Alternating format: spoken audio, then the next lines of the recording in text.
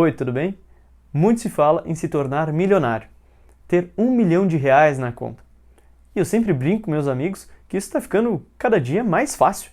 Se tu fosse um venezuelano ou um argentino, olha, provavelmente seria muito fácil tu conseguir 1 milhão de bolívares venezuelanos ou 1 milhão de pesos argentinos. E por que isso acontece? Meu nome é Jefferson Erhardt, criador do canal Finanças Direto ao Ponto, e tu precisa saber que quanto maior a inflação, maior a desvalorização do teu dinheiro. Ou seja, tu vai ter números grandes, mas que não compram quase nada. Já tivemos isso no passado, no plano cruzado, cruzeiro e todos esses montes de nomes aí, e hoje, no real, a gente tem algo mais controlado, né? Os bolívares venezuelanos e os pesos argentinos estão sofrendo bastante com essa alta inflação que está por lá. Então lá é mais fácil ser milionário. Aqui não é tão fácil ainda, mas temos uma inflação bem mais alta do que outros países. E esse R$ 1 milhão de hoje é muito menos do que R$ 1 milhão há 15, 20 anos atrás. A inflação impacta bastante no poder de compra desse R$ 1 milhão hoje. Por exemplo, se tu fosse há um ano em um supermercado e comprasse R$ 100 em produtos e a inflação desse ano passado para agora foi de 10%, tu chegaria lá no supermercado e compraria esses mesmos produtos com R$ 110. Então, os produtos são os mesmos, mas o dinheiro saiu de 100 para 110. Ele se desvalorizou. Tu compra menos coisas com o mesmo dinheiro. A base saiu de 100 para 110 para comprar os mesmos produtos.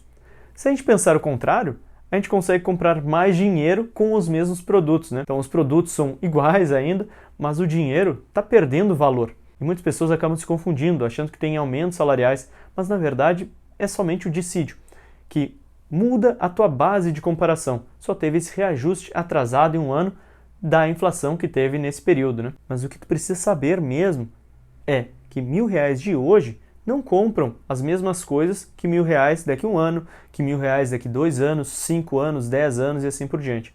Então a gente sempre tem que corrigir pela inflação esse poder de compra. E o que a gente utiliza aqui no Brasil é o IPCA, que é o Índice Nacional de Preços ao Consumidor Amplo. E é bem amplo mesmo, tá? Ele mede uma cesta de consumo entre produtos, serviços e diversas coisas que famílias de renda de um salário mínimo até 40 salários mínimos consomem. E isso pode variar bastante, né? Eu duvido que tenha o mesmo consumo uma família de um salário mínimo para uma família de 40 salários mínimos. Mas esse é o nosso IPCA, que é o valor que a gente utiliza aqui no Brasil. O Banco Central utiliza esse IPCA para poder subir e descer a taxa Selic, para saber se ele precisa colocar mais dinheiro no mercado ou retirar dinheiro do mercado. E esse IPCA é uma média do Brasil, tá? Dependendo da tua cidade, a inflação foi mais alta do que está nesse IPCA. Ou às vezes a tua inflação é mais alta ou mais baixa do que o valor de IPCA que a gente está vendo por aí.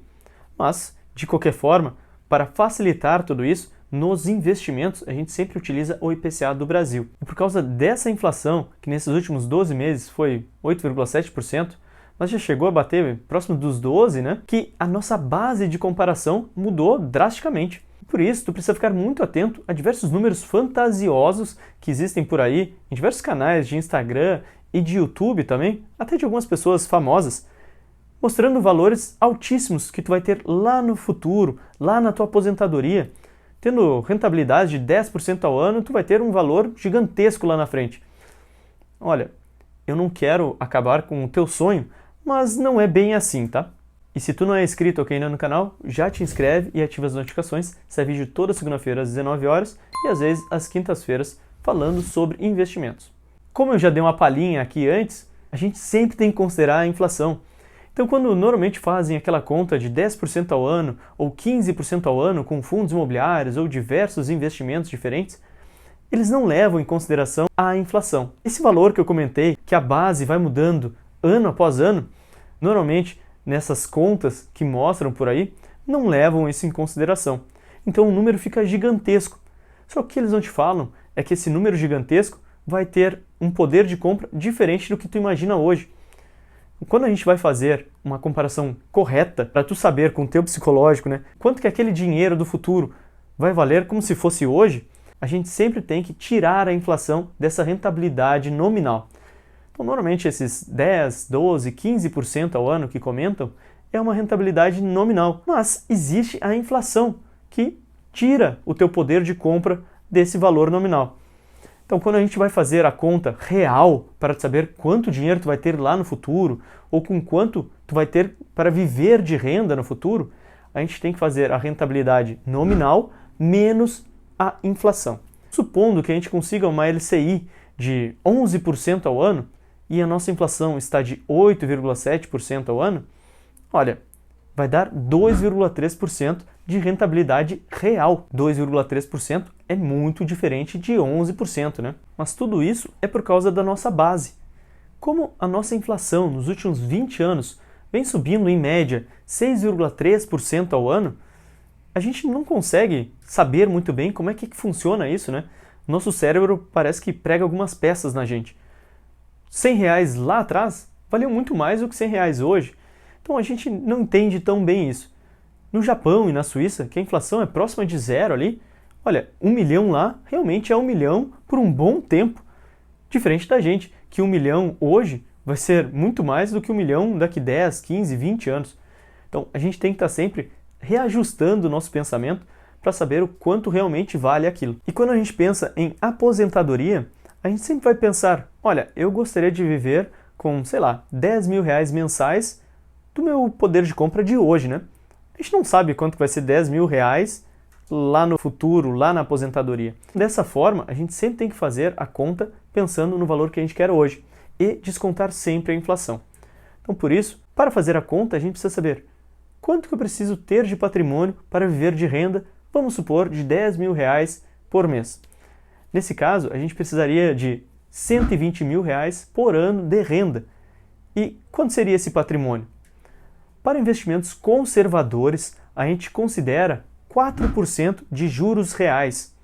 Então, quando a gente faz isso, a gente pega R$120.000 divididos por 0,04, que vai dar um patrimônio de R$3 milhões. Pois é bastante, né? Então, R$3 milhões hoje. Só que, claro, com a rentabilidade nominal, com a inflação, mais esses juros reais, lá no futuro, talvez esses R$3 milhões sejam 8, 10, 15, 20, sei lá quanto. Mas terão o poder de compra de R$3 milhões hoje. E se tu não quiser resgatar nada além do teu poder de compra desse patrimônio, tu só vai poder resgatar algo como 4% do valor do patrimônio total. Às vezes a gente recebe nos fundos imobiliários 10% ao ano. Só que, para tu manter o poder de compra do teu patrimônio, tu teria que pegar 6%, que seria referente à inflação, e reinvestir, e pegar os outros 4% para poder utilizar para a tua renda. Então, é um pouco complicado isso, mas é assim que tu tem que pensar, sempre pensando em juros reais. Agora, Jefferson, eu quero também utilizar parte do patrimônio. Eu não quero morrer e deixar o meu patrimônio para os outros, né? Então, sim, daí tu pode utilizar 4%, mais um pouquinho, talvez 5% do teu patrimônio, isso, claro, num longo período em que tu está vivendo, no teu usufruto, né? E daí tu vai começar a utilizar os juros reais do teu patrimônio, mais uma parte do principal do patrimônio. E eu preciso te comentar que esses 4% é de uma forma mais conservadora, sem fazer muitos erros aí nos teus investimentos. Mas se tu conseguir conhecimentos maiores, investir por prazos maiores, talvez tu consiga rentabilidades melhores, né? Então, em vez de ter 4%, talvez 5, 6, 7. Não é algo tão fácil assim manter uma rentabilidade dessas por um longo período, mas é possível. Se tu tiver a curiosidade de saber quanto tu tem de renda mensal hoje com o teu patrimônio, é simplesmente a gente fazer a conta inversa. Então, vamos supor que tu tivesse R$100.000 de patrimônio, é só fazer 4% disso. Então, 4% de 100 mil vai dar R$4.000. R$4.000 por ano. Então, 4.000 dividido por 12, olha, te daria uma renda de R$333,33. Então, não é tão fácil viver de renda com 100 mil, né? Se fosse com 1 milhão, daria algo como 3.333. Também não é uma renda enorme assim. Então, viu? Hoje, ser milionário não é ruim, lógico, de jeito nenhum. Todo mundo tem que buscar ser milionário, mas talvez, dependendo do quanto tu ganha hoje, somente 1 milhão para viver de renda não é assim uma coisa tão boa. Se tiver qualquer dúvida ou sugestão de novo vídeo, escreve aqui embaixo para mim que eu vou adorar ler e responder todo mundo. Muito obrigado e Tchau, tchau.